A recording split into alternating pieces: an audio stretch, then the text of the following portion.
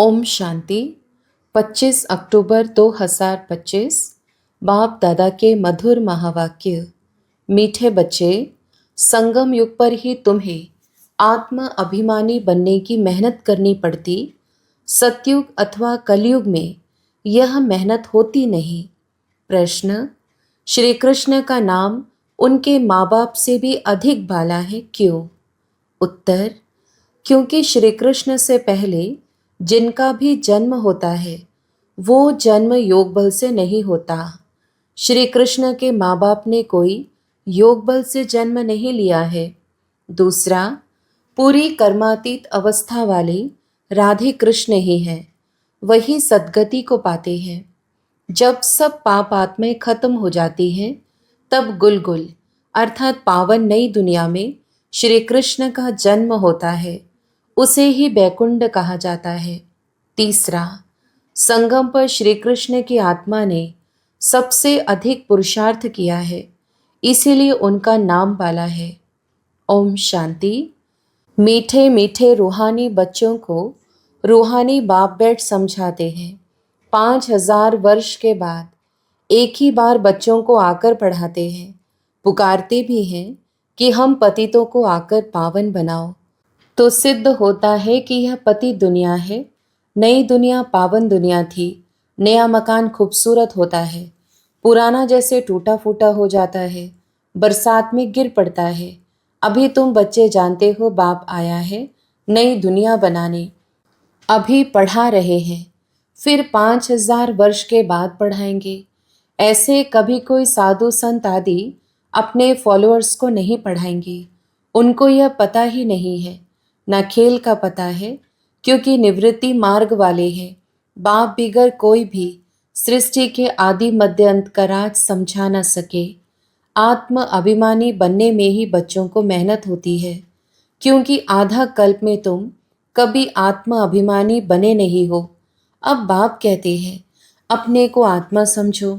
ऐसे नहीं कि आत्मा सो परमात्मा, नहीं, अपने को आत्मा समझ परमपिता परमात्मा शिव को याद करना है।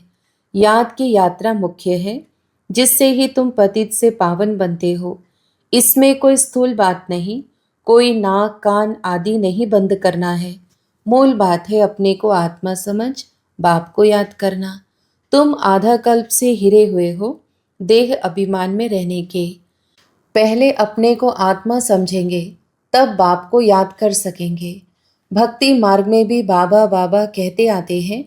बच्चे जानते हैं सतयुग में एक ही लौकिक बाप है, वहाँ पारलौकिक बाप को याद नहीं करते हैं, क्योंकि सुख है।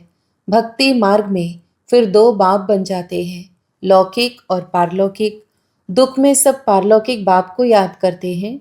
सतयुग में भक्ति होती नहीं, वहाँ तो है ही ज्ञान की प्रालब्ध। ऐसे नहीं कि ज्ञान रहता है, इस समय के ज्ञान की प्रालब्ध मिलती है। बाप तो एक ही बार आते हैं। आधा कल बेहद के बाप का सुख का वर्षा रहता है, फिर लौकिक बाप से अल्पकाल का वर्षा मिलता है। यह मनुष्य नहीं समझा सकते। यह है ही नई बात। 5000 वर्ष में संगम युग पर एक ही बार बाप आते हैं, जबकि कलयुग अंत सतयुग आदि का संगम होता है, तभी बाप आते हैं नई दुनिया फिर से स्थापन करने। नई दुनिया में इन लक्ष्मी नारायण का राज्य था, फिर त्रेता में राम राज्य था। बाकी देवताओं आदि के जो इतने चित्र बनाए हैं वह सब है भक्ति मार्ग की सामग्री।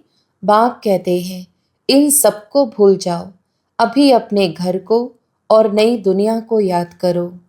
ज्ञान मार्ग है समझ का मार्ग, जिससे तुम 21 जन्म समझदार बन जाते हो। कोई दुख नहीं रहता। सतयुग में कभी कोई ऐसे नहीं कहेंगे कि हमको शांति चाहिए। कहा जाता है ना, मांगने से मरना भला। बाप तुमको ऐसा साहूकार बना देते हैं जो देवताओं को भगवान से कोई चीज़ मांगने की दरकार नहीं रहती। यहाँ तो दुआ मांगते हैं ना। पोप आदि आते हैं तो कितने दुआ लेने जाते हैं। पोप कितनों की शादियाँ कराते हैं। बाबा तो यह काम नहीं करते। भक्ति मार्ग में जो पास्ट हो गया है सो अब हो रहा है, सो फिर रिपीट होगा। दिन प्रतिदिन भारत कितना गिरता जाता है। अभी तुम हो संगम पर, बाकी सब है कलयुगी मनुष्य। जब तक यहाँ न आए तब तक कुछ भी समझ न सके कि अभी संगम है वह कलयुग है। एक ही घर में बच्चे समझते हैं संगम पर है, बाप कहेंगे हम कलयुग में हैं, तो कितनी तकलीफ हो पड़ती है, खान पान आदि का भी झंझट हो पड़ता है। तुम संगम युगी हो, शुद्ध पवित्र भोजन खाने वाले। देवताएं कभी प्याज आदि थोड़े ही खाते हैं। इन देवताओं को कहा ही जाता है निर्विकारी। भक्ति मार्ग में सब तमोप्रधान बन गए हैं। अब बाप कहते हैं सतोप्रधान बनो। कोई भी ऐसा नहीं है जो समझे कि आत्मा पहले सतोप्रधान थी फिर तमोप्रधान बनी है, क्योंकि वह तो आत्मा को निर्लेप समझते हैं। आत्मा सो परमात्मा है, ऐसे ऐसे कह देते हैं। बाप कहते हैं ज्ञान सागर मैं ही हूँ। जो इस देवी देवता धर्म के होंगे वह सब आकर फिर से अपना वर्षा लेंगे। अभी सैपलिंग लग रही है, तुम समझ जाएंगे। यह इतना उच्च पद पाने लायक नहीं है। घर में जाकर शादियां आदि करते छीछी होते रहते हैं, तो समझाया जाता है ऊंच पद पा नहीं सकते। यह राजा स्थापन हो रही है। बाप कहते हैं मैं तुमको राजाओं का राजा बनाता हूँ, तो प्रजा जरूर बनानी पड़े, नहीं तो राज्य कैसे पाएंगे। यह गीता के अक्षर है ना, इनको कहा ही जाता है गीता का युग। तुम राजयोग सीख रहे हो, जानते हो आदि सनातन देवी देवता धर्म का फाउंडेशन लग रहा है।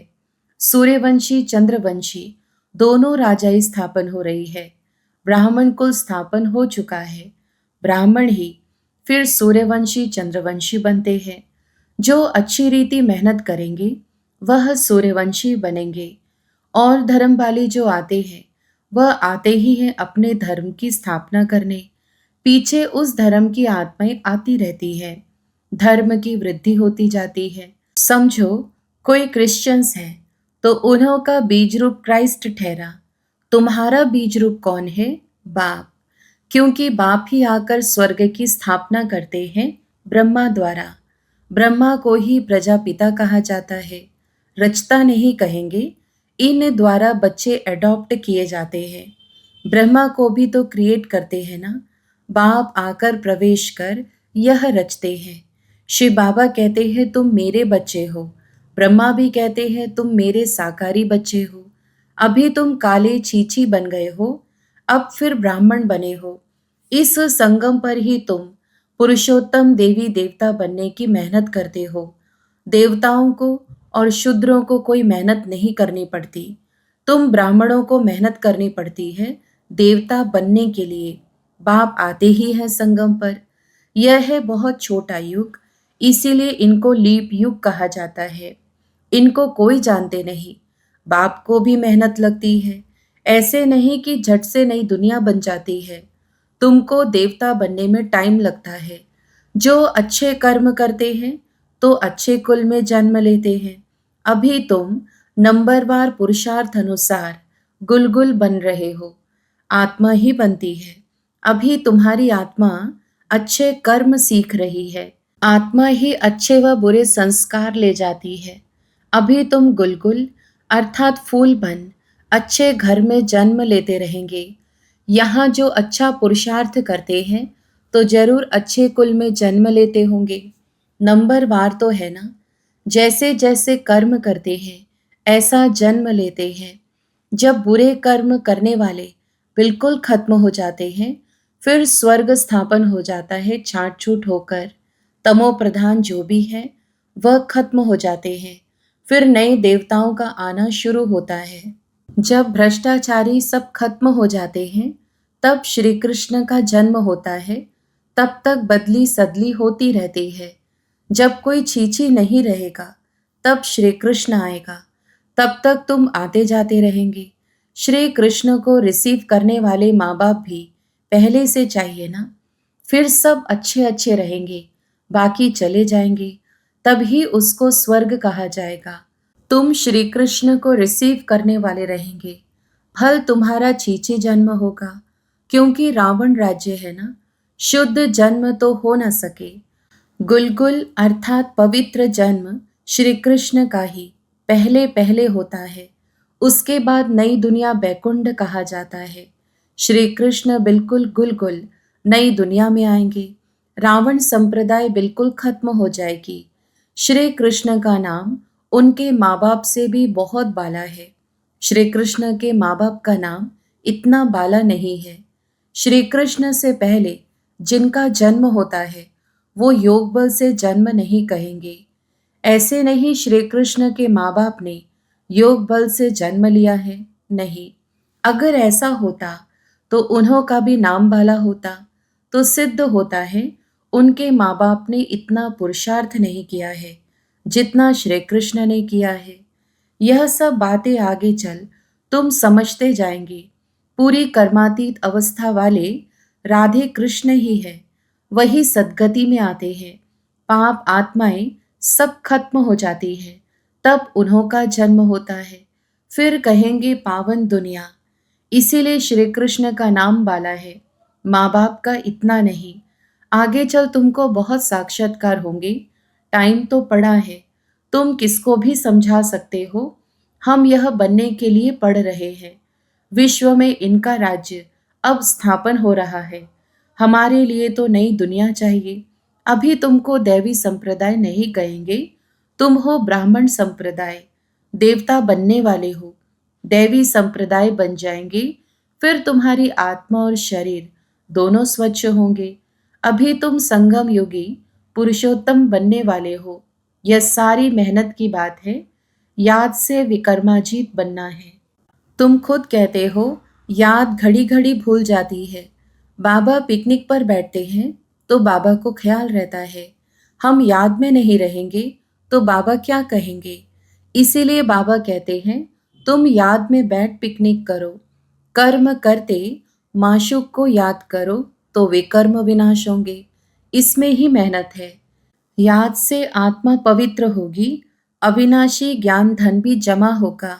फिर अगर अपवित्र बन जाते हैं तो सारा ज्ञान बह जाता है। पवित्रता ही मुख्य है। बाप तो अच्छी अच्छी बात समझाते हैं। यह सृष्टि के आदि मध्य अंत का ज्ञान और कोई में भी नहीं है। और जो भी सत्संग आदि है वह सब है भक्ति मार्ग के।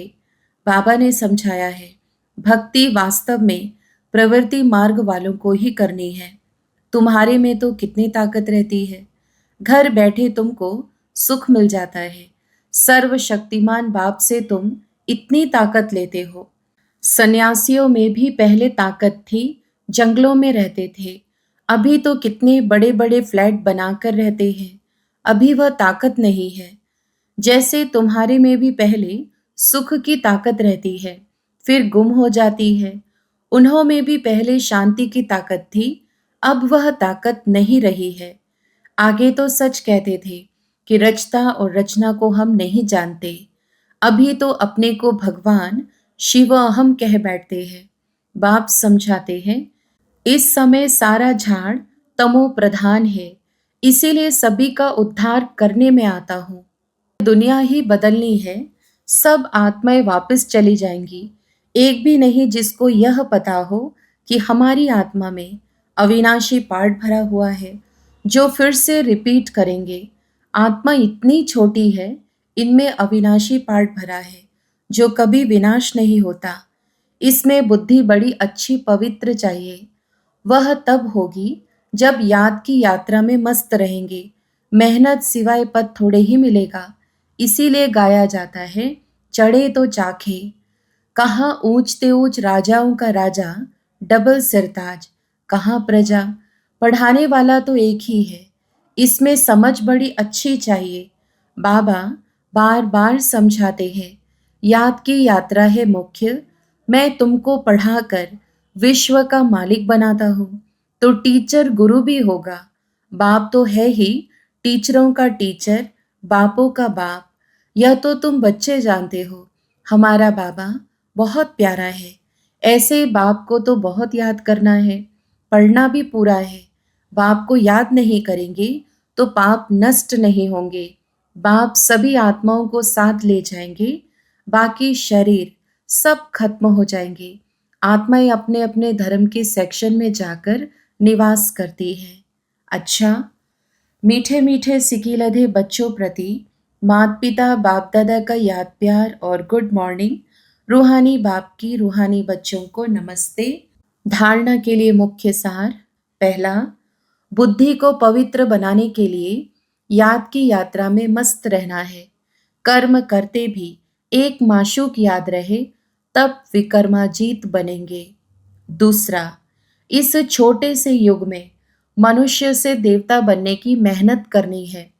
अच्छे कर्मों के अनुसार अच्छे संस्कारों को धारण कर अच्छे कुल में जाना है।